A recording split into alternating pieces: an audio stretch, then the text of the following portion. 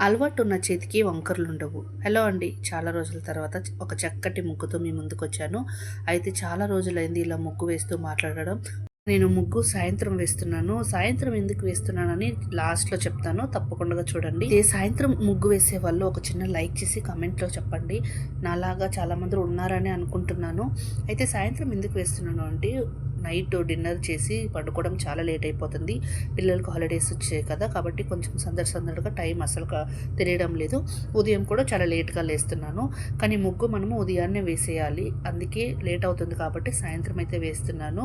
ఇల్లంతా నీట్‌గా ఉన్న రంగులు కూడా ఎక్కడ పెట్టానని కూడా గుర్తు రావడం లేదు. అందుకే రంగులు కూడా చాలా తక్కువగానే వేస్తున్నాను. అయితే ముగ్గు ఎలా ఉందో తప్పకుండా కామెంట్ చేయండి. చాలా సింపుల్‌గా అష్టదళ పద్మం ముగ్గు వేద్దాం అనుకున్నాను.